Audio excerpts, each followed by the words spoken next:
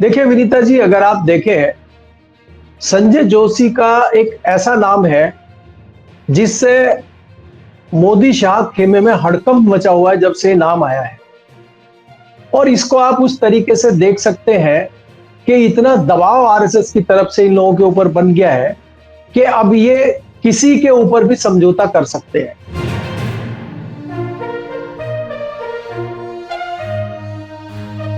दोस्तों, राजनीति में कुछ पल ऐसे होते हैं जो ना तो टीवी की स्क्रीन पर चमकते हैं और ना ही अखबारों की हेडलाइंस में जगह पाते हैं, लेकिन सत्ता के तख्त को हिला देने की ताकत रखते हैं। आज हम आपको ऐसे ही पल दिखाने जा रहे हैं।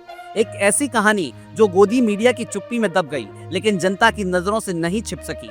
6 अप्रैल 2025 की वो रात जब दिल्ली के गोल मार्केट में संजय जोशी के छोटे से घर ने बीजेपी की नींव हिला दी। और हाँ, इस कहानी में वो 3 चेहरे भी हैं जिन्हें देखकर मोदी शाह खेमे की नींद उड़ जाएगी। शिवराज सिंह चौहान, वसुंधरा राजे और चक्रपाणी महाराज। तो चलिए शुरू करते हैं। 6 अप्रैल 2025 गोल मार्केट में सियासत का मेला। 6 अप्रैल 2025 दिन ढल चुका था और दिल्ली में बीजेपी अपना स्थापना दिवस मना रही थी। पार्टी मुख्यालय पर रंग बिरंगी लाइट्स लगी थी, बड़े बड़े होर्डिंग्स टंगे थे और नेताओं की भीड़ थी। लेकिन वहां का माहौल कुछ ठंडा ठंडा सा था, जैसे कोई औपचारिकता निभाई जा रही हो। कार्यकर्ताओं के चेहरों पर वो जोश नहीं था जो कभी बीजेपी की पहचान हुआ करता था।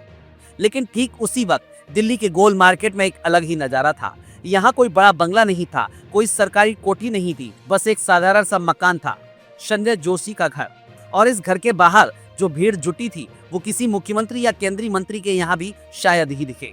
हजारों लोग, हाँ आप सही सुन रहे हैं, हजारों। कोई भगवा दुपट्टा लहरा रहा था, कोई संजय जोशी जिंदाबाद के नारे लगा रहा था।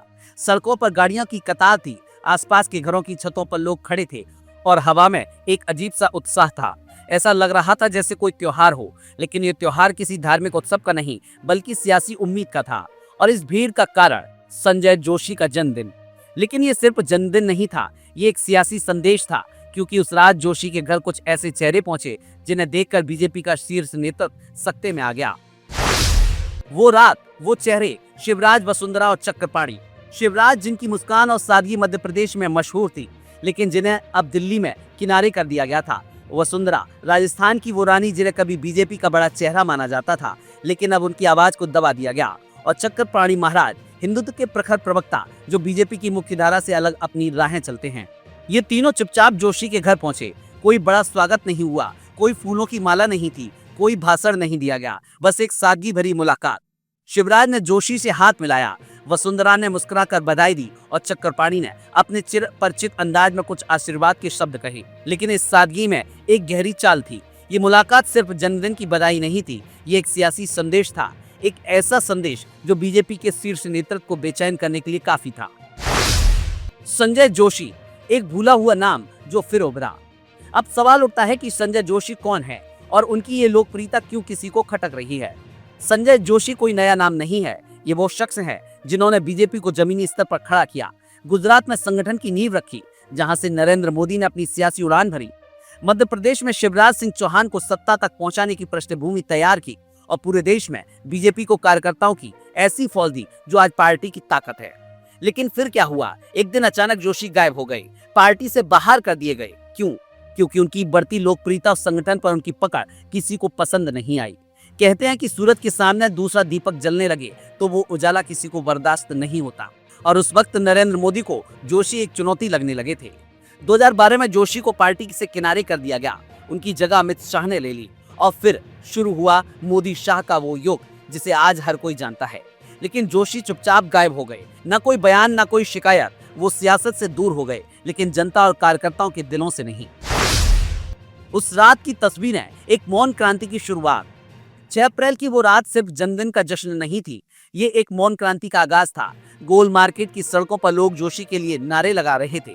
कोई कह रहा था जोशी जी वापस आइए, बीजेपी को बचाइए। कोई चिल्ला रहा था सच्चा कार्यकर्ता ही असली नेता है। और फिर वो पल आया जब शिवराज, वसुंधरा और चक्रपाणी जोशी के घर से बाहर निकले। लोग उन्हें देखकर हैरान रह गए। ये कोई सियासी रैली नहीं थी, लेकिन इस मुलाकात ने सियासत में भूचाल ला दिया। शिवराज का जोशी के साथ खड़ा होना अपने आप में एक बड़ा संकेत था। वो शिवराज जिन्हें मध्य प्रदेश में 18 साल तक सत्ता में रहने के बाद किनारे कर दिया गया था, उनकी जगह कमलनाथ से हारे हुए नेता को सीएम बना दिया गया।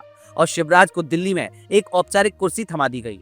लेकिन उस रात शिवराज की मुस्कान बता रही थी कि वो अब भी सियासत में अपनी जगह बनाना चाहते हैं। वसुंधरा राजे का आना भी कम हैरानी की बात नहीं थी। राजस्थान में उनकी बादशाहत को खत्म कर दिया गया था, उनकी जगह नए चेहरों को लाया गया। लेकिन वसुंधरा कभी चुपचाप हार मानने वालों में से नहीं रही हैं। जोशी के साथ उनकी मौजूदगी ये साबित कर रही थी कि वो अभी भी खेल में हैं। और चक्रपाणी महाराज, वो हिंदुत्व के वो साधु हैं जो बीजेपी की नीतियों से कई बार असहमत रहे हैं। उनकी मौजूदगी ने ये सवाल उठाया कि क्या जोशी अब हिंदुत्व के उस वर्गों को साथ ला सकते हैं जो मोदी से नाराज हैं। गोदी मीडिया की चुप्पी, डर या दबाव। अब आप सोच रहे होंगे, इतना बड़ा जलसा, इतने बड़े चेहरे, फिर भी खबर क्यों नहीं बनी। दोस्तों, ये सवाल आपके हक का है। ना कोई ब्रेकिंग न्यूज, ना कोई पैनल डिस्कशन, ना कोई ट्वीट्स की बात। क्यों? क्योंकि संजय जोशी का नाम लेना गोदी मीडिया के लिए खतरे की घंटी है। ये दिखा देता है कि जोशी अब भी जिंदा हैं, न सिर्फ जिंदा बल्कि पहले से ज्यादा ताकतवर।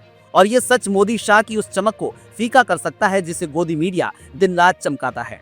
कहते हैं कि कुछ बड़े पत्रकारों को ऊपर से फोन आए थे, इस खबर को मत छुओ। कुछ चैनलों ने तस्वीरें देखी, लेकिन उन्हें चलाने की हिम्मत नहीं हुई, क्योंकि जोशी की वापसी की खबर दिखाना मतलब अपने करियर से खेलना।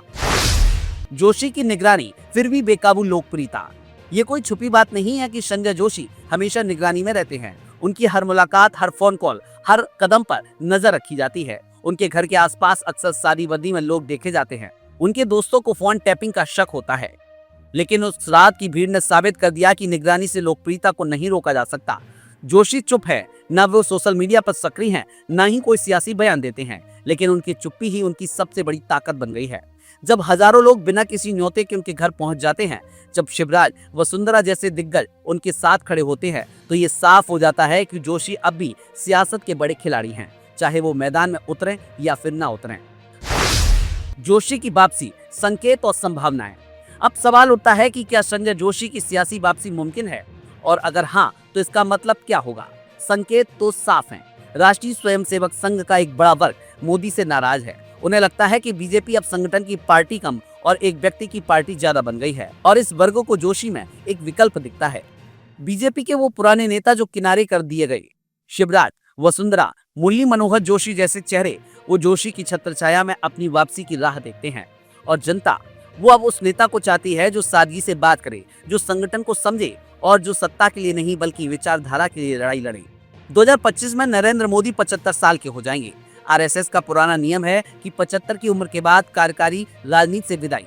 अब सवाल यह है कि क्या मोदी ये नियम तोड़ेंगे या फिर सत्ता का हस्तांतरण करेंगे। अगर दूसरा रास्ता चुना गया तो जोशी से बेहतर चेहरा कौन हो सकता है। जोशी ना तो साजिश करते हैं, ना ही कुर्सी की लालच दिखाते हैं, लेकिन उनकी सादगी और संगठन पर पकड़ उन्हें एक ऐसा नेता बनाती है जो संघ और बीजेपी दोनों को साथ लिए जा सकता है। जोशी की वापसी, राहत या आफत।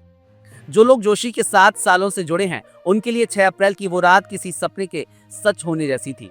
उनके लिए जोशी की वापसी मतलब बीजेपी का वो पुराना स्वरूप लौटना जो कार्यकर्ताओं की मेहनत और विचारधारा पर टिका था। लेकिन जो लोग जोशी को हमेशा बाहर रखना चाहते थे, मोदी शाह का वो खेमा, उनके लिए ये रात किसी पूरे सपने से कम नहीं थी, क्योंकि वे जानते हैं कि जोशी अगर लौटे तो वो ना तो बदला लेंगे, ना ही सियासी ड्रामा करेंगे। वो बस अपने काम से साबित करेंगे कि असली ताकत संगठन में होती है, कुर्सी में नहीं। और ये बात सत्ता के शिखर पर बैठे लोगों को सबसे ज्यादा डराती है। जब तस्वीरें बोलती हैं, दोस्तों, जब मीडिया चुप हो जाए, जब नेता मौन साध लें और जनता की भीड़ खुद बोलने लगे, तो समझ जाइए कि सियासत में कुछ बड़ा पक रहा है। 6 अप्रैल 2025 की वो रात अब सिर्फ संजय जोशी का जन्मदिन नहीं थी, ये एक सियासी संदेश बन गई थी। शिवराज सिंह चौहान, वसुंधरा राजे और चक्रपाणी महाराज का जोशी के साथ खड़ा होना सिर्फ एक मुलाकात नहीं थी, ये एक चेतावनी भी थी, एक उम्मीद थी और शायद एक नई शुरुआत थी। गोदी मीडिया चाहे जितना छुपाए, लेकिन तस्वीरें झूठ नहीं बोलती, और वो तस्वीरें जो उस रात गोल मार्केट में खींची गई, वो आने वाले दिनों की सियासत का नक्शा बदल सकती हैं। कहते हैं ना कि जो लोग सबसे ज्यादा चुप रहते हैं, वही इतिहास के सबसे बड़े शोर वाले पन्ने लिखते हैं। और शायद 6 अप्रैल 2025 की वो रात उस इतिहास की पहली पंक्ति थी। आप क्या सोचते हैं, कमेंट में बताइए और इस वीडियो को शेयर कीजिए, क्योंकि सच छुपाने की कोशिश भले ही हो, लेकिन उसे दबाया नहीं जा सकता। दोस्तों नमस्कार, मैं हूं विनीता यादव। कुल मिलाकर के जो मोदी के सबसे बड़े दुश्मन की बात लगातार करती जा रही थी, तस्वीरें सामने आती जा रही थी, और ये तस्वीर सामने हो रही थी कि राष्ट्रीय अध्यक्ष के पद के लिए संजय जोशी का नाम आगे आ सकता है। तब भी कई बार चर्चा में हमने ये जिक्र किया था कि संजय जोशी का नाम लेने का मतलब यही है कि भाई या तो प्रधानमंत्री नरेंद्र मोदी को पूरी तरह से चैन से नहीं रहने देना, या फिर उनके सामने एक ऐसा लेवल सेट कर देना है कि उसके बाद में कुछ भी नीचे जो भी नाम दिया जाएगा उसको तो वो स्वीकार फिर कर ही लेंगे कि संजय जोशी नहीं, उसके बदले कोई भी।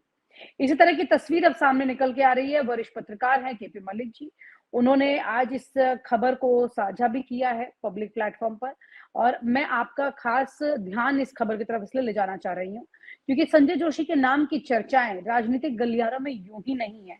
कई बार हम इस पर चर्चा कर चुके हैं। एक बार फिर आपको अब क्लैरिटी दे दी जाए कि किस तरह से इस पे एक नया बदलाव जो है, एक नया मोड़ आ गया है। मैं सर को साथ जोड़ते हुए इस चर्चा को आगे बढ़ाती हूँ। बहुत बहुत शुक्रिया सर साथ में जुड़ने के लिए इस चर्चा पर एक बार फिर से, और आपकी लगातार कड़ी नजर जो जी लगी हुई धन्यवाद है विनीता जी। संजय जोशी की एक्टिविटीज को लेकर।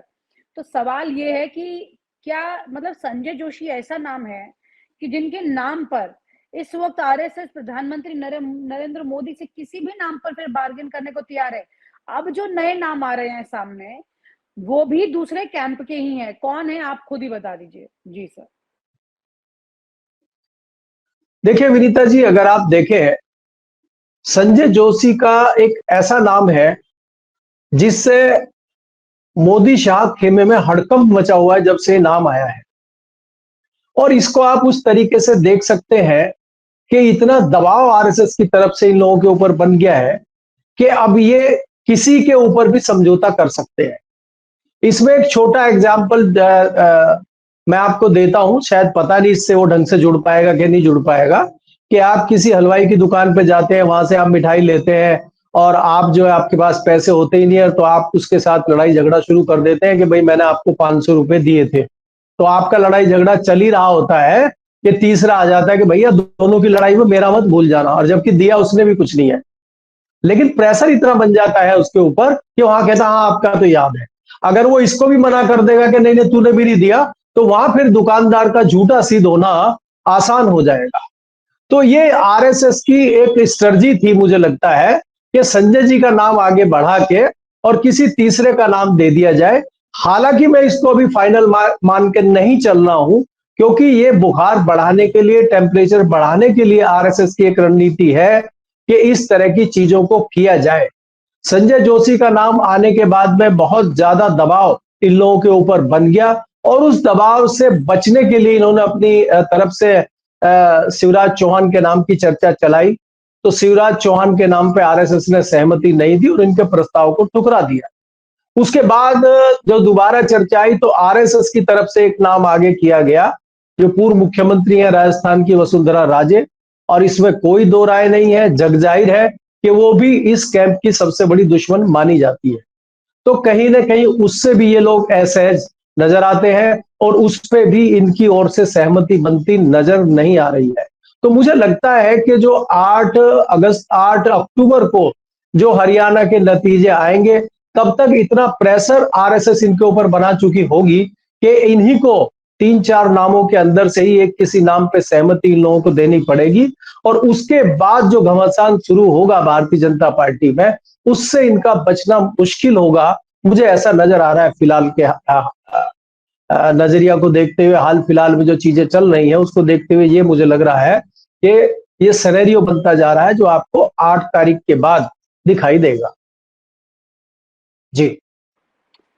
तो इसमें यानी कि कुल मिलाकर के संजय जोशी का जो नाम है, ये बात तो तस्वीर साफ हो जाती है इस बात की तो कि कम से कम वो तो अब उस तरह से इतनी स्ट्रॉन्ग पिक्चर में नहीं आ रहे हैं। उनके नाम से ये बार्गेनिंग की जा रही है कौन कौन आ सकता है। मतलब आरएसएस अपने पत्ते खेल रही देखिए है विनीता जी, क्लियरली। नहीं देखिए विनीता जी, ऐसा नहीं है कि ये चर्चा चलने से संजय जोशी का नाम खारिज हो गया है और संजय जोशी भारतीय जनता पार्टी के राष्ट्रीय अध्यक्ष नहीं बन सकते हैं। उनमें तमाम खूबियां हैं, तमाम काबिलियत है, वो राष्ट्रीय अध्यक्ष बन सकते हैं। लेकिन वो राष्ट्रीय अध्यक्ष अगर नहीं भी बनेंगे तो वो राष्ट्रीय महासचिव बन जाएंगे। राष्ट्रीय महासचिव वो पहले भी रहे हैं। इससे ये तय है कि संजय जोशी की भारतीय जनता पार्टी में एंट्री तय है और उनको एक बड़ी जिम्मेदारी भारतीय जनता पार्टी में मिलने जा रही है। अब वो राष्ट्रीय अध्यक्ष के तौर पे ही मिलेगी या किसी दूसरे राष्ट्रीय महासचिव के तौर पे मिलेगी, यहाँ पे थोड़ा सा आज की डेट में ये थोड़ा सा संशय है।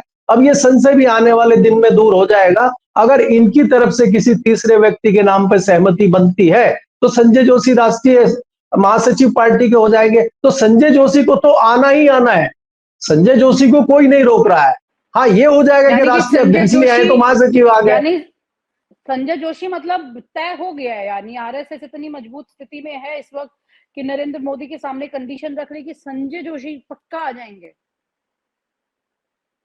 देखिए विनीता जी, अगर आप देख रहे हैं 4 जून के बाद जो नतीजे आए हैं, आप आरएसएस की बात कर रहे हैं, आरएसएस तो मजबूत है ही, अब तो विपक्ष भी मजबूत है। अब तो विपक्ष के दबाव में भी मोदी जी को अपने तमाम फैसले वापस लेने पड़ रहे हैं। ये वही मोदी जी है कि जो एक बार कह दिया सो कह दिया।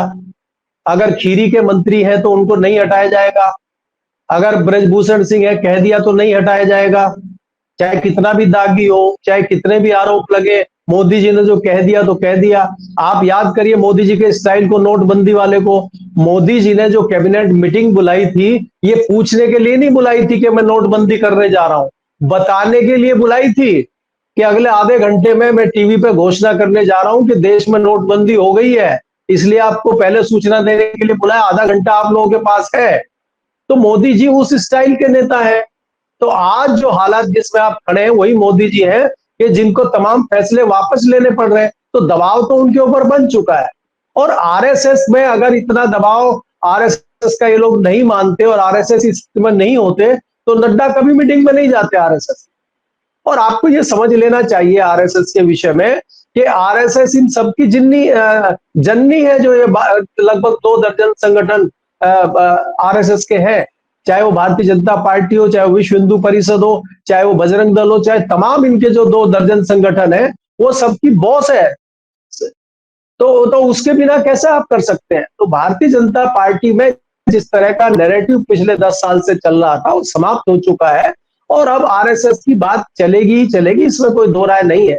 और दूसरी बात ये भी आप विनीता जी देखेंगे ना कि आरएसएस भी समझ चुकी है कि मोदी के अंदर अब इतना दबदबा नहीं बचा है कि वो आरएसएस के एजेंडे को आगे बढ़ा सके। देखिए एलाइज जिस प्रकार से आज भारतीय जनता पार्टी के साथ केंद्र की सत्ता में चल रहे हैं, ये एलाइज कब तक टिकेंगे इसकी कोई गारंटी नहीं है। आपके सामने है बिहार का नमूना। बिहार में नीतीश कुमार का जिस तरह से चल रहा है, भारतीय जनता पार्टी को नीतीश कुमार की जिस प्रकार से तलखी चल रही है, शनिवार को नड्डा जी दोबारा जा रहे हैं। सितंबर के महीने में 2 बार नड्डा जी का पटना जाना जताता है कि स्थिति ठीक नहीं है। दूसरा वहां लड्डू पे मामला शुरू हो गया है तिरुपति में, आप देख रहे हैं। तो क्या लड्डू में कुछ शुगर ज्यादा हो गई है क्या? तो वो लड्डू राजनीतिक लड्डू फूट रहा है वहां। तो ये तमाम जो चीजें हैं इससे कहीं ना कहीं भारतीय जनता पार्टी की कमजोरियत जाहिर होती है। संजय जोशी अगर आते हैं बीजेपी में बड़ी पोजीशन पर, जाहिर है बड़ी पोजीशन पर ही आएंगे और अच्छे खासे दमखम के साथ आएंगे। आपको क्या लगता है किस तरह के फैसले वो लेने वाले हैं और किस तरह का काम? क्योंकि गुजरात में उन्होंने अच्छा परफॉर्म किया था, तो वो अब इतिहास हो चुका है। तो किस तरह से वापस गियर अप होना संजय जोशी के लिए आसान और मुश्किल होने वाला है? देखिए विनीता जी, अगर आप देखें संजय जोशी पुराने और मंजे हुए खिलाड़ी हैं और नरेंद्र मोदी से वो अगर अधिक नहीं है तो किसी भी कीमत पे वो नरेंद्र मोदी से कम नहीं है। किसी भी एंगल से अगर आप उनको देखें, बहुत पढ़े लिखे व्यक्ति हैं, मैकेनिकल इंजीनियर है और वो नागपुर के रहने वाले हैं। तमाम आरएसएस और गडकरी के यहाँ उनका बहुत अच्छा नेटवर्क है। आरएसएस की वो पहली पसंद है और उनके भारतीय जनता पार्टी के तमाम नेताओं से बहुत अच्छे संबंध हैं। भले ही वो नेता आज स्वीकार ना करें, लेकिन जैसे ही वो बनेंगे अगले दिन सब स्वीकार करने लगे। जिस शिवराज चौहान की चर्चा हो रही है कि उनका नाम आगे चल रहा है, उन शिवराज चौहान को मुख्यमंत्री बनाने में महत्वपूर्ण भूमिका संजय जोशी जी की रही है। तो संजय जोशी जी कोई हल्के आदमी नहीं है। संजय जोशी के पार्टी की कमान संभालते ही सामने वालों का मोरल डाउन हो जाएगा और मुझे नहीं लगता संजय जोशी को कुछ करना पड़ेगा। संजय जोशी के आते ही ये लोग अपना बिस्तर बोरिया समेटने लगेंगे और इनकी चला चली की बेला उसी टाइम शुरू हो जाएगी जिस दिन संजय जोशी अपना जो है पद संभालेंगे। ये स्थिति भारतीय जनता पार्टी में आने वाले समय में आपको दिखाई देगी। हर एक का समय आता है। आज मुझे लगता है कि उनका जो 14 साल का वनवास था वो वनवास खत्म हो चुका है और अब वो गद्दी अपनी वापस संभालने जा रहे हैं। जी। हाँ, गद्दी वापस संभालने जा रहे हैं, तो क्या बड़े फैसले वो लेंगे? सबसे पहले जैसे आपने कहा कि कई लोग तो अपना बिस्तर खुद ही बांध करके चल देंगे, लेकिन अगर बांधा नहीं तो क्या संजय जोशी इनके ऊपर अपना कोई ऐसा देखिए, जोर चलाएंगे कि पता चलेगा कि देखने को तस्वीर मिलेगी कि एक-एक करके जैसे कोई एक नया मतलब कोई बड़ा मुखिया आ जाता है तो अपनी पूरी नई टीम ले आता है। जैसा मैंने पहले भी एक बार ज़िक्र किया था कि क्या मंत्रियों के चेहरे बदल जाएँगे, प्रधानमंत्री का चेहरा बदल जाएगा, क्या-क्या हो जाएगा फिर? देखिए विनीता जी, सबसे पहले इस तरह की चीजों में होता है कि सामने वाले का मोरल डाउन किस प्रकार से होता है। अब आप देख रहे हैं, अगर आप देखेंगे पिछले 3 महीने से किस प्रकार से मोदी जी का चाहे चेहरा हो, चाहे अमित शाह का चेहरा हो, बाकी चाहे इनके तमाम मंत्रियों के चेहरे हों, जो चमक 4 जून से पहले थी चेहरे के ऊपर, वो चमक नहीं है। और अगर इस तरह के फैसले होंगे तो इनका खुद ही मोरल डाउन हो जाएगा और इनको भी पता है कि जाना ही पड़ेगा, रुकने का कोई मतलब है नहीं। एक तो ये होता है कि धक्के मार के निकाला जाए और एक ये होता है कि सम्मान के साथ खुद ही चले जाए। तो वो तो इन्हीं को तय करना है, क्योंकि साथ में तो गाड़ी चलने वाली है नहीं। क्योंकि मैं आपको एक वाकया भी बता देता हूं, जो मुझे खुद संजय जोशी जी के साथ मैंने एक इंटरव्यू भी किया था, बातचीत भी हुई थी, और 2017 का ये वाकया है। लगभग बात हो गई थी मोदी जी के साथ, बहुत अच्छा उनका वार्तालाप भी हुआ था और लंच भी उन्होंने साथ में किया था, और ये हुआ था कि मामला ठीक हो जाएगा, पुराने जो गिले शिकवे हैं वो खत्म हो जाएंगे। लेकिन 2017 से आज हम 2024 में खड़े हुए हैं, कहीं वो समझौता, कहीं वो नाराजगी, कहीं वो तल्खी खत्म होती तो नहीं दिखी है। तो जब तल्खी खत्म नहीं हुई है तो इसका मतलब ये है कि वो तल्खी बनी हुई है और वो तल्खी का असर आपको दिखेगा, ये भी जाहिर है। तो इसलिए मेरा मानना ये है कि आपने अगर आपने संजय जोशी आएंगे वो कौन कड़े से फैसले भी लेंगे। आपने कौन से साल की बात बताई, माफ कीजिएगा? 2017 में ये बात हुई थी और 2017 में मुलाकात भी हुई थी संजय जोशी जी की मोदी जी से, और लंच भी उन्होंने साथ में किया था, और बात ये हुई थी कि अब जो है पुराने गिले शिकवे ठीक होने जा रहे हैं, लेकिन वो हुए नहीं, क्योंकि मोदी जी जो कहते हैं वो करते नहीं है। बहुत सारी ऐसी बातें तो हैं। ए, तो एक बार ऑलरेडी इस युद्ध की शांति की कोशिश की जा चुकी है, तो अब की बार जो मुलाकात होगी कई वो बार। तो वार के लिए होने वाली है। नहीं विनीता जी, ये तो मेरी जानकारी में है, जो एक बार हुआ है 17 में, ये तो मुझे नहीं लगता और कितने ज्यादा लोगों को पता होगा, ये तो मेरी जानकारी में है। और एक एक चीज जानकारी में है, जब मैंने आपको यहां तक बता दिया कि लंच भी साथ में हुआ है, तो हो सकता है इसके बाद भी प्रयास हुआ हो, लेकिन वो मेरी जानकारी में नहीं है, लेकिन हुआ नहीं है। और मैं ये मानता हूं कि मोदी जी के जो डिक्शनरी है उसमें माफी का और उसमें माफ करने का कॉलम है ही नहीं। मोदी जी तो की संजय जोशी जिसके ने साथ कौन सी दुश्मनी है गलती की? दुश्मनी है। संजय जोशी ने ऐसी कौन सी गलती की संजय है जिसकी जोशी वजह से उनको माफी मांगनी पड़े मोदी जी से? संजय नहीं नहीं, संजय जोशी ने माफी नहीं मांगी है। ना संजय जोशी ने कोई इस तरह की गलती की है कि वो माफी मांगे। माफी की बात नहीं है। देखिए, सब अगर आप राजनीति में हैं तो आपकी राजनीतिक महत्वाकांक्षा होती है, और ये लोग साथ में लंबे समय तक गुजरात में काम कर रहे थे। गुजरात में जब ये काम जी। कर रहे थे तो मोदी जी मुख्यमंत्री बन गए थे और ये दिल्ली आ गए थे, उस बीच इनकी तल्खी बढ़ गई थी। अब और डिटेल में उस समय की जानकारी मुझे नहीं है कि किस वजह से तल्खी आई थी, लेकिन तल्खी अच्छी खासी आ गई थी। और फिर संजय जोशी को दिल्ली में लाके मुख्य महासचिव बनाया था और ये वहां पे मुख्यमंत्री बन गए थे। लेकिन ये मुख्यमंत्री बनने के बाद भी शांति से नहीं बैठे, और आपको याद होगा उस दौरान वो सीडी कांड हुआ था, उससे तल्खी बढ़ी थी और वो तल्खी आज तक बढ़ी हुई है। और बाद में आपको ये भी याद होगा कि जो सीडी बनी थी वो बाद में फर्जी सीडी साबित हुई थी, जी। किसने बनवाई थी, कहां से आई थी, ये तमाम बातें साफ हो गई थी। तो माफी मांगने का काम संजय जोशी का नहीं, माफी तो जिसने बनवाई थी उसको मांगनी चाहिए। जी, संजय जोशी इसीलिए किस मैंने बात की पूछा। माफी मांगे?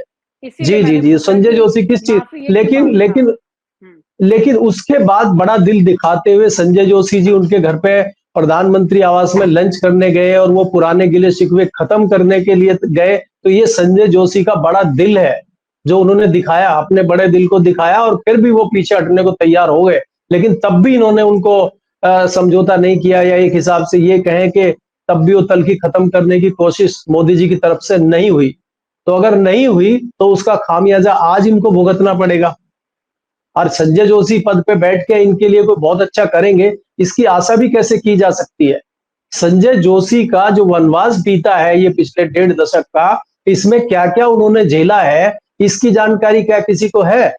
कहाँ वो रहे हैं, कैसे उन्होंने समय बिताया है, वो किन किन लोगों से मिले हैं, आज भारतीय जनता पार्टी में कितने उनके शुभचिंतक हैं, ये आपको नहीं भूलना चाहिए। आज मेरी जानकारी में भारतीय जनता पार्टी में 70% लोग संजय जोशी के शुभचिंतक हैं। आज आरएसएस में 90% लोग संजय जोशी के शुभचिंतक हैं। तो संजय जोशी को कौन रोकेगा? और आप हमसे जुड़े रहने के लिए सब्सक्राइब करें YouTube पर, फॉलो करें Twitter पर और लाइक करें Facebook पर। और ज्यादा जानकारी के लिए आपको टाइप करना होगा सिर्फ न्यूज़ नशा।